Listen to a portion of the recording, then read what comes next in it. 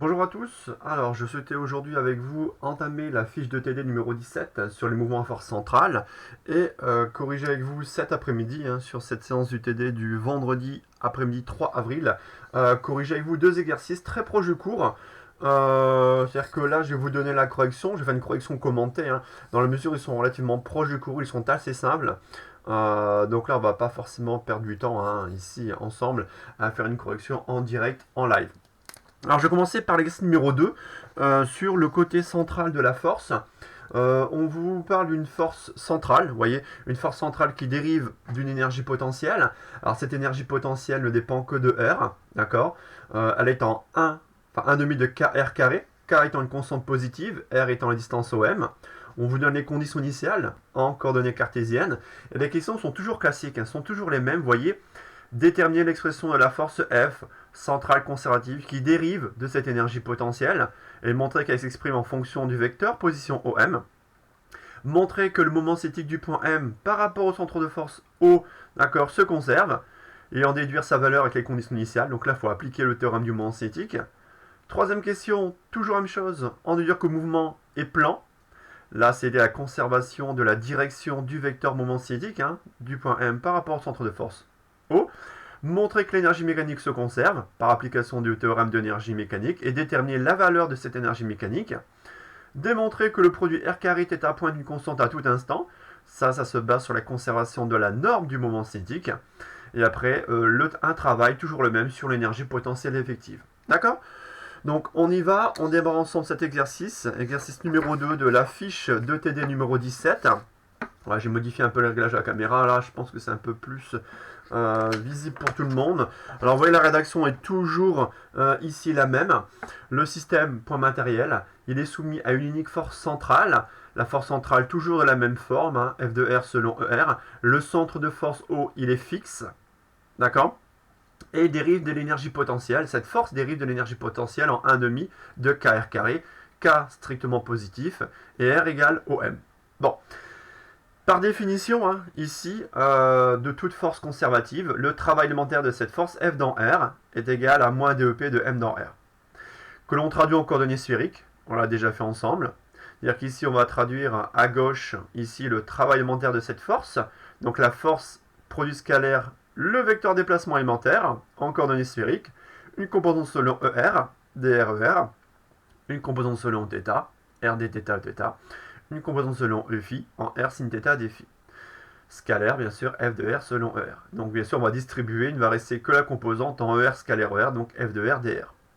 À droite, je laisse le moins DEP de M, c'est là, ici, c'est ce qui va m'aider à déterminer la force F, force centrale. Donc, on est réduit au produit F de R dr égale moins DEP de M dans R. On fait apparaître la dérivée de EP par rapport à R avec un signe moins. Et là, vous voyez, on va dériver EP par rapport à R. Bah là, c'est dérivé un R carré par rapport à R. Il va nous rester un 2R. Donc, ça ferait ici directement K fois R avec le moins qui est devant. N'oubliez pas le moins. Donc, finalement, F de R égale moins KR. D'où l'expression vectorielle, ici, moins KR de T, ER de T. Donc, vous voyez, là, j'ai rajouté les dépendances temporelles sur le rayon R et sur le vecteur unitaire ER de T. Et on aboutit à moins KOM. D'accord, où on demandait l'expression de la force centrale conservative en fonction du vecteur position. Donc il apparaît un moins. Et vous voyez, ça s'apparente à, comme dans votre dernier DM de physique, à une force de rappel radiale. Vous voyez, c'est-à-dire qu'ici, le centre de force O exerce une force de rappel radiale qui s'exerce à tout instant sur le point M mobile. D'accord, voilà. Donc vous voyez un grand classique, on vous donne l'énergie potentielle, il faut retrouver l'expression ici vectorielle de cette force F. D'accord ? Voilà. Ensuite, on vous demandait de montrer que le moment cinétique est une constante du mouvement. D'accord, donc je monte un tout petit peu, voilà, comme ceci. Pareil, théorème du moment cinétique. D'accord, ici, on l'applique au point M. On évalue ce théorème du moment cinétique au centre de force O qui est fixe. Donc on dérive par rapport au temps ce vecteur, et ça nous retourne la somme des moments par rapport au centre de force O des forces. La seule force ici est centrale, donc on a un produit vectoriel OM vectoriel F, qui dans le cas d'une force centrale ici, nous donne RER vectoriel F de R ER égale vecteur nul. On retrouve cette constante vectorielle, d'ailleurs cette constante qu'on vous demande ici de déterminer. Alors montrer que le mouvement est plan, toujours la même chose, on considère un plan P. d'accord, passant par le centre de force O, et perpendiculaire à direction constante de ce vecteur-là, moment cinétique du point M par rapport au centre de force, d'accord. Je fais apparaître vecteur position, vecteur vitesse instantanée, comme d'habitude, et par définition, ce vecteur moment cinétique, à la fois perpendiculaire à OM et à V, d'accord, je l'ai noté ici, nécessairement, ça implique que le vecteur position est nécessairement contenu dans le plan P. Donc le mouvement est plan et contenu dans le plan P. Ça permet de simplifier le problème et de passer à un repérage ici polaire. Voilà, ici. Donc repérage polaire. Donc ici, on va expliciter les vecteurs position OM et vitesse en repérage polaire. OM égale RER. La vitesse Rθ.Eθ. Ici plus R.ER. Et on retrouve le classique mr carré θ.Ez. Et on sait que voilà, ce vecteur moment cinétique est une constante vectorielle. Ensuite, on traduit la conservation de la norme ici de ce vecteur, qui, je vous rappelle, je ne l'ai pas noté. Je ne l'ai pas noté ici, ça s'écrit comme étant un m, la masse m du point mobile, d'accord, du point matériel, fois la constante des RC, fois le vecteur unitaire EZ. Ça, par identification, ça fait apparaître la constante des R. À tout instant, le produit R carré θ point d'une constante qu'on détermine grâce aux conditions initiales. D'accord, donc on retrouve, vous voyez, à nouvelle fois le même formalisme. D'accord, raison pour laquelle, vous voyez, je suis un peu plus rapide sur cette correction ici, audio. D'accord. Là, on vous demande de déterminer la constante des R, sa valeur. Bah là, il faut céder des conditions initiales que l'on vous donne ici. Alors attention, pas partir de la valeur de R carré en 0 et θ point en 0, on n'a aucune information. Les informations portent sur le vecteur vitesse et position à t égale à 0, en coordonnées cartésiennes. Donc là, je repars de l'expression du vecteur moment cinétique du point M à t égale à 0 pour avoir l'expression de la constante des R. D'accord, je ne connais ni R carré ni θ point 0. Par contre, je connais le OM à t égale à 0, c'est A selon X. Masse fois la vitesse en t égale à 0. La vitesse en 0, elle est selon Y. Produit vectoriel EX par EY nous retourne EZ. On retrouve AMV0 dans la base cartésienne. Et là, par identification, vous voyez, MCEZ, forcément la constante des R ici, qui à tout instant égale R carré θ point. Mais grâce aux conditions initiales, on connaît la valeur de la constante des R qui vaut AV0. Ici, strictement positive. D'accord? Voilà. Ensuite, dans quel plan? Le plan ici de la trajectoire, c'est le plan, donc là c'est lié aux conditions initiales, d'accord? Mouvement et plan, contenu dans le plan X ou Y, regardez, j'ai un vecteur position selon X, un vecteur vitesse selon Y, donc nécessairement le mouvement est contenu dans le plan X ou Y, d'accord? Et ce plan P passe par le centre de force O fixe et perpendiculaire à ce vecteur, d'accord, qui s'exprime comme étant mr carré θ point selon EZ, d'accord? Voilà. Trois premières questions vraiment classiques, même les suivantes. Ce qui change dans ce problème, c'est la forme de l'énergie potentielle, d'accord? Donc voilà, ce sont simplement les calculs, mais la rédaction, les phases de raisonnement sont strictement identiques. Allez, je passe à la suite. Question suivante, il s'agissait d'exprimer l'énergie mécanique dans ce problème. De montrer que l'énergie mécanique est constante. La seule force appliquée, elle est conservative. Le théorème de l'énergie mécanique dans le référentiel hergalien nous assure que les variations d'énergie mécanique sont nulles. On écrit l'énergie mécanique du point M comme étant la somme de 1 demi de mv carré plus l'énergie potentielle ici liée à cette force centrale conservative. Donc, même chose. En coordonnées polaires, on fait apparaître ici l'énergie cinétique radiale, l'énergie cinétique orthoradiale, plus, voilà, ce qui change dans chaque problème, ce sera ça, l'énergie potentielle liée à cette force centrale, ici en 1 demi de k carré. La somme de ces trois termes, d'accord, est égale à une constante.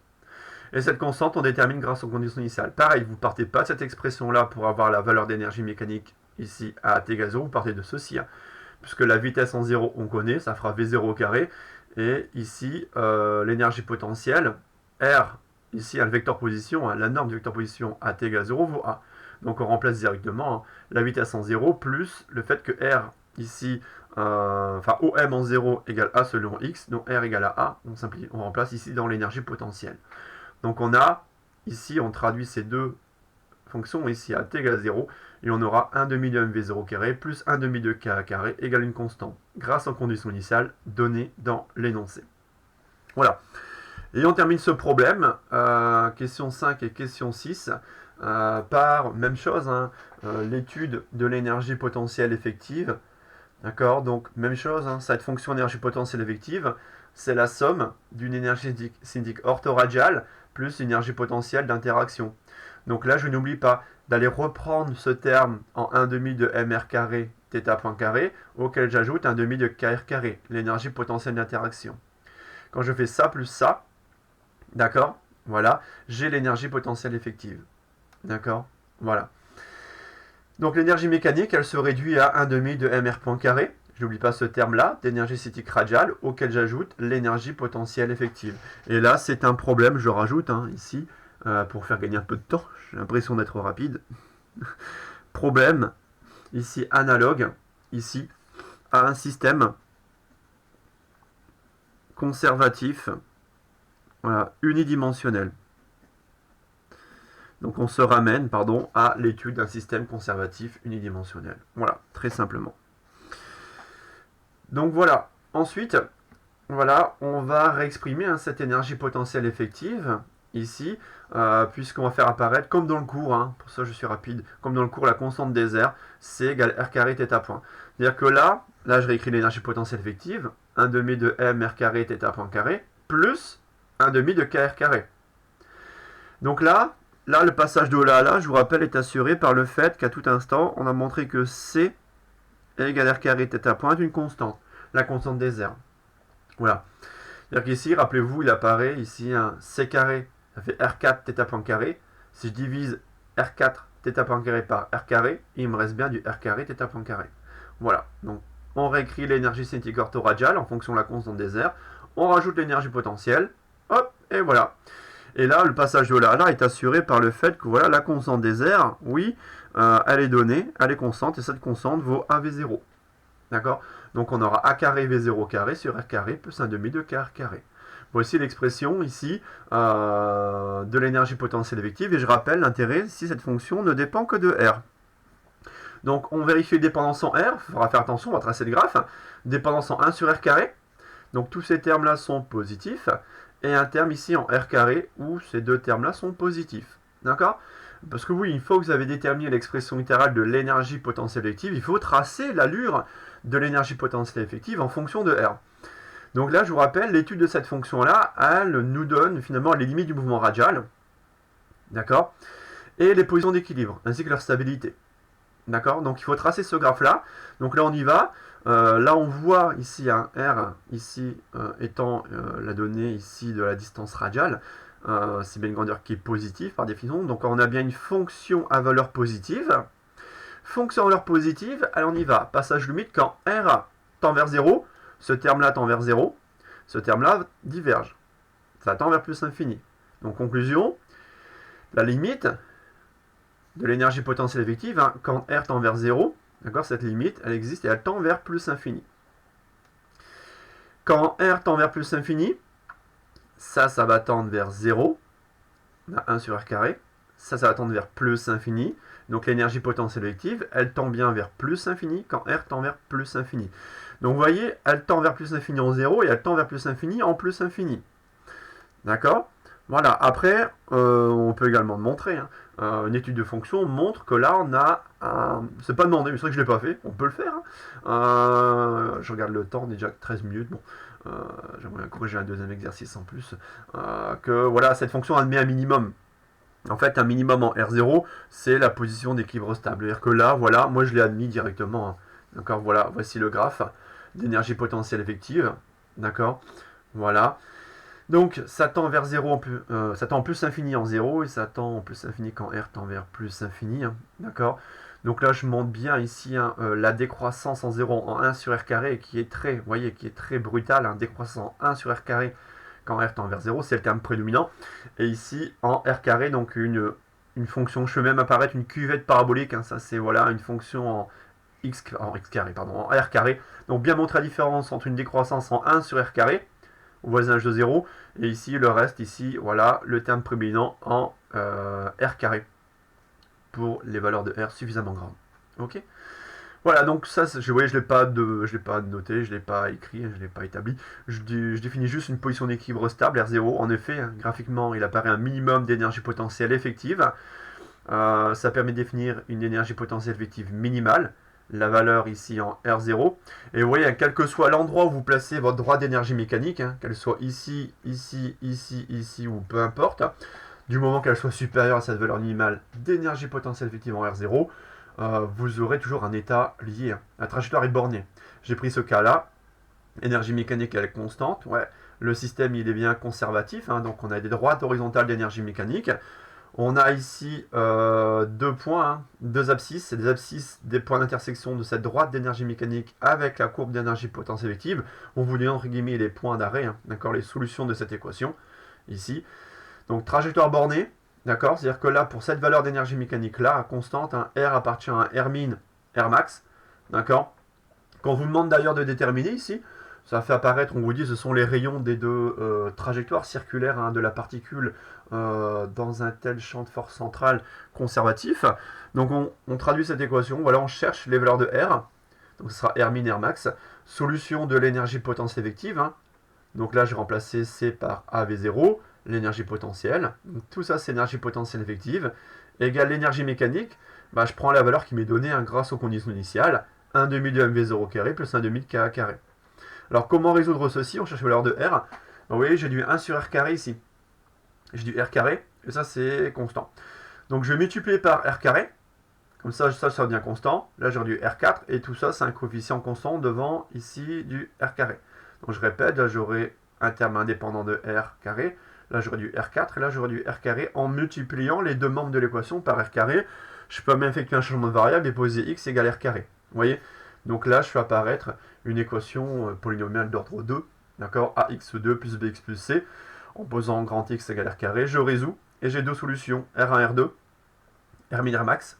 Donc là, on ne donne pas la relation d'ordre entre ça et ça. Donc là, voilà, on donne juste de donner les rayons. Donc je donne les rayons. Ce sont les rayons ici des deux cercles correspondant aux deux états liés.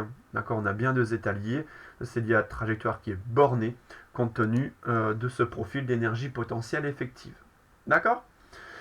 Voilà donc l'exercice relativement simple, très très proche du cours, raison pour laquelle voilà, je ne m'attarde pas de trop. Je vous rappelle le piège dans lequel il ne faut pas tomber, l'énergie potentielle effective.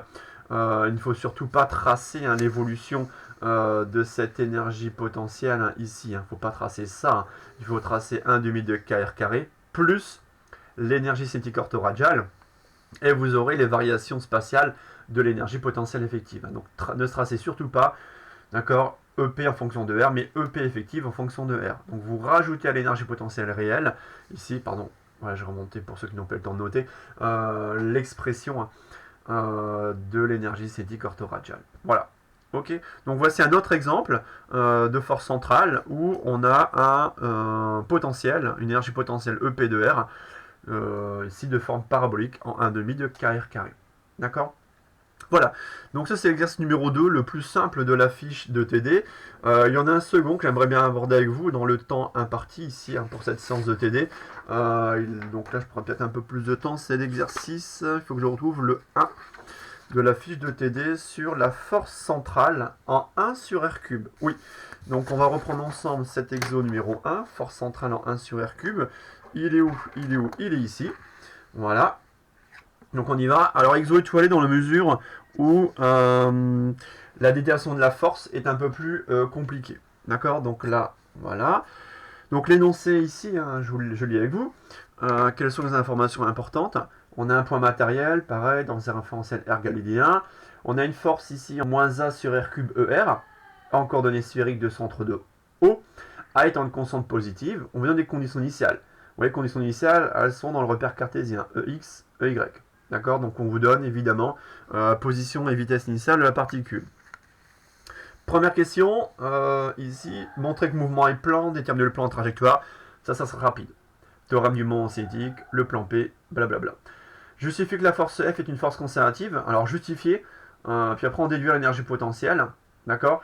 Là, il faudra en toute rigueur montrer que le travail de cette force n'est pas en chemin suivi. Là, voilà, une condition ici suffisante suffirait de déterminer l'énergie potentielle. Vous voyez, on déduire l'énergie potentielle dont elle dérive. On prendra l'énergie potentielle en plus infini égale à 0. Là, il suffit de déterminer l'énergie potentielle associée à cette force centrale conservative. Et après, pareil, déterminer l'énergie potentielle effective. Et là, vous voyez, une question différente de ce qu'on a pu voir jusqu'à présent. Une fois qu'on a l'énergie potentielle effective, que l'on aura déterminé grâce aux conditions initiales, il faut déterminer la condition sur V0 pour que le système soit dans un état de diffusion. D'accord? Allez, on y va. Alors, cet exercice numéro 1, pareil, je l'ai rédigé au propre pour vous. Vous avez une correction manuscrite ici, voilà. Alors, force centrale en 1 sur R cube. Alors, vous voyez, là, pareil, je passe très rapidement sur la première question. Pourquoi? C'est la même chose. Là, oui, j'ai fait une rédaction complète, rédaction type DS. On a un système soumis à une force en moins A sur R cube ER. Elle est centrale, de centre de force O fixe, avec A positif. On a besoin du signe de A. Théorème du moment cinétique, évalué au centre de force O fixe. Pareil, le moment de la force centrale, au M vectoriel F, vecteur nul. On retrouve le fait que le moment cinétique du point M par rapport au centre de force est une constante vectorielle. D'accord? Pareil, on définit un plan P, passant par le centre de force O. Perpendiculaire direction constante. Là, vous voyez, voilà. Là, je passe, je fais même plus le schéma du plan, CF court. Conclusion, mouvement plan, continue en plan P. Le plan P, c'est plan X ou Y. En effet, il faut ici regarder les données d'énoncé, et les dénoncés vous disent que voilà, le plan P est lié au plan, et le plan X ou Y. D'accord? Le repérage polaire s'impose, voilà, et on évalue le moment cinétique du point M par rapport au point O. D'accord? Alors, je fais un petit réglage de caméra en direct. Désolé pour le petit flou qui apparaît. Hop, voilà. Comme ceci. Alors, j'évalue le moment cinétique. Donc, je trouve mr carré θ point EZ. La constante des airs, pareil, r carré θ point est une constante à tout instant. On détermine grâce aux conditions initiales, blablabla. Là, ça change un tout petit peu, vous voyez, par rapport à l'exo précédent. C'est que là, on a deux composantes de vitesse, selon x, selon y. Donc là, on aura une expression un peu plus voilà, complexe de la constante des airs, dans la mesure où on aura voilà, ce vecteur moment cinétique en m, r, v0, sinus alpha, ez. Pareil, ça c'est de la forme m fois la constante des airs c selon ez. Je rajoute ici. Voilà, un petit problème, caméra. Alors, elle a dû bouger, je pense, durant. Voilà. Donc là, par identification, j'identifie la constante des airs c au produit ici r 0, V0, sinus alpha. D'accord? Voilà. Donc voilà pour la constante des airs, ici, R carré θ point en R0, V0, sinus alpha. Bon. Là où ça se complique un peu, c'est dans le deuxième temps, on vous demande de déterminer ici la force conservative. Donc là, je dis car, je ne l'ai même pas montré, je n'ai rien montré du tout. Je dis voilà, son train ne dépend pas du chemin suivi. En fait, voilà. Moi, je me focalise sur la recherche de l'énergie potentielle. D'accord? Telle que en coordonnées polaires, ouais. Là, je passe directement en coordonnées polaires. Pourquoi? Alors ça, c'est une seconde différence. Bah là, j'ai montré précédemment que le mouvement était plan. Repérage polaire suffisait. Donc là, vous voyez, la recherche de, ici, de la force de l'énergie potentielle, pardon, elle vient après. D'accord? Alors oui, autre différence, pardon, excusez-moi. Là, dans cet exemple, on vous donne la force. Ici, il faut rechercher une énergie potentielle. Dans l'exo 2, on vous donnait l'énergie potentielle. Il fallait déterminer la force, ouais, donc ne vous trompez pas. Attention, dans cet exo, on ne va pas dériver, on va intégrer. Pourquoi? On vous donne la force F, ici, la force F est connue, il faut déterminer l'énergie potentielle. Donc on développe le travail mental, la force F en repérage polaire, DRER plus RD θ Eθ, moins DEP de M dans R. Là, il va me rester un moins A sur R cube dr, moins DEP de M dans R. On simplifie par les moins. Et on retrouve l'énergie potentielle. Alors, EP de M. Voilà. Alors, cette énergie potentielle, vous voyez comment je l'obtiens? Bah, je vais ici chercher une primitive de A sur R cube. D'accord? Chercher une primitive de A sur R cube. Bah, ça, c'est quoi une primitive de A sur R cube? C'est moins A sur 2R carré plus une constante. Allez, je la note. Castorama. C'est la constante Castorama. Oui. D'accord? Et la constante additive, à ne pas oublier. Ok? Et là, je vous rappelle qu'une primitive de 1 sur x puissance n, c'est moins 1 sur n-1 x puissance n-1 plus une constante k, n différent de 1. D'accord? Pour ceux qui auront oublié, ici, la recherche de cette primitive-là. Alors, dans l'énoncé, on vous dit, on vous donne ici, on fixe le choix, ici, pour la constante Castorama. Bah, pour quelle valeur de R? Ici, cette constante va s'annuler. En fait, la constante k est nulle, en effet, puisque l'énergie potentielle, quand R tend vers plus infini, ici, voilà, elle tend vers 0. Alors 0 par valeur négative. D'accord? Voilà. On a un signe moins qui apparaît ici. Alors, je vais rajouter ici. Donc là, l'énergie potentielle du point M, l'énergie potentielle qui ne dépend que de R, s'écrit sous la forme moins A sur 2R carré. D'accord, la constante K étant nulle ici, compte tenu ici du fait qu'on donne que l'énergie potentielle quand R tend vers plus l'infini, ici, est égale à 0. Ça tend vers 0. D'accord? Donc ça, c'est la difficulté supplémentaire, ici, dans cet exo, c'est la recherche de l'énergie potentielle. D'accord? Voilà, compte tenu de cette force, ici en moins A sur R3. Bon, voilà pour cette énergie potentielle. Et après, voilà, on retrouve quelque chose de classique. Qu'est-ce qui est classique? Ben, c'est voilà, l'énergie potentielle effective. On utilise une fois le théorème de l'énergie mécanique. D'accord? La seule force est conservative. Bon, on fait la somme, on l'a fait. Hein. Énergie cinétique radiale, plus énergie cinétique orthoradiale, plus énergie potentielle qu'on vient de déterminer, en moins A sur 2R carré. La somme des trois termes est constante, quel que soit T. Et ensuite, cette constante, on peut la déterminer grâce aux conditions initiales. Donc, on vous donne la vitesse, ici. La vitesse, ici, de norme. Attention, là, c'est la norme de la vitesse, hein, au carré. Donc, la norme de la vitesse au carré, ici, on la prend ici comme étant à V0 carré, la vitesse initiale. Hein, donc, c'est le carré de la norme de la vitesse initiale, moins A sur 2R0 carré. D'accord? Donc ça, c'est lié à la norme du vecteur position à t égale à 0, et que je lève également au carré. J'ai du r carré qui également apparaît ici. Donc là, grâce aux conditions initiales, grâce aux données énoncées, j'ai cette expression d'énergie mécanique. Pareil, ne partez pas de ça, donc aucune information, partez de cette expression-là, puisque vous savez déterminer la norme du vecteur vitesse à l'instant initial. Bon, on définit ensuite l'énergie potentielle effective, somme de l'énergie cinétique orthoradiale et de l'énergie potentielle d'interaction, hein, liée à cette force centrale conservative. Donc je n'oublie pas, surtout, hein, n'oubliez pas d'ajouter à l'énergie potentielle, ici d'interaction, l'énergie cinétique orthoradiale en 1,5 de m r carré θ point carré, moins a sur 2r carré. D'accord? Ça permet de réécrire. Vous voyez, j'adopte la même rédaction. J'ai fait exprès d'adopter la même rédaction que l'exo numéro 2. Ça, c'est analogue à un système conservatif ici, voilà. Donc je me répète une nouvelle fois. Donc ça, c'est un problème analogue ici à un système voilà, conservatif unidimensionnel. Et là, l'énergie potentielle effective, voilà, ici, et je réécris compte tenu de la constante des R. C, je vous rappelle, c'est, elle doit être ici à gauche, on doit la voir. Elle est où? Elle est là. C'est vos R0, V0 sinus alpha. Donc je remplace C carré par R0 carré, V0 carré sinus carré alpha. J'oublie pas de diviser par R carré, le C carré, moins 1 sur 2R carré. Voilà. Donc voici l'énergie potentielle effective. On ne vous demande pas de la tracer, on ne vous demande pas de l'étudier, même si on pourrait le faire, d'accord? Il y a juste une seule question, c'est après avoir déterminé l'énergie potentielle effective et l'exprimer compte tenu des conditions initiales. C'est ce qu'on a fait, on a bien exprimé l'énergie potentielle effective en fonction des conditions initiales, d'accord? Et on fait apparaître les dépendances. Ici, ouais, c'est une fonction qui ne dépend que de R. Voilà. On vous demande la vitesse. Ici, il y a un seuil à partir de laquelle le système sera dans un état de diffusion. État de diffusion, je vous rappelle, pour lequel la trajectoire sera non bornée. Le système sera dans un état de diffusion dès lors que l'énergie mécanique sera ici positive ou nulle à la rigueur. D'accord?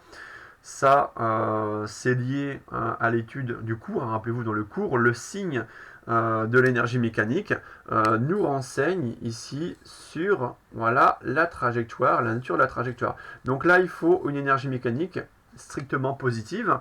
Et là, l'énergie mécanique, enfin positive, pardon, ou nulle. Donc là, l'énergie mécanique, on connaît son expression en tout instant, hein, c'est ça.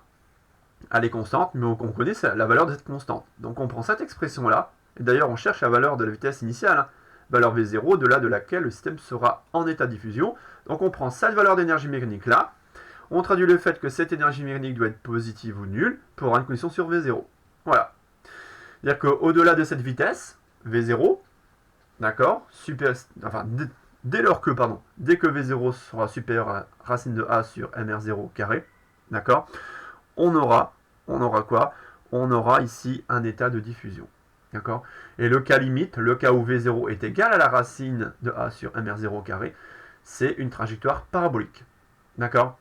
Et je rappelle, dans le cas d'une trajectoire parabolique, le point M peut s'échapper à l'infini avec une vitesse qui tend vers 0. Ça, on vient de le voir dans le cours de ce vendredi après-midi.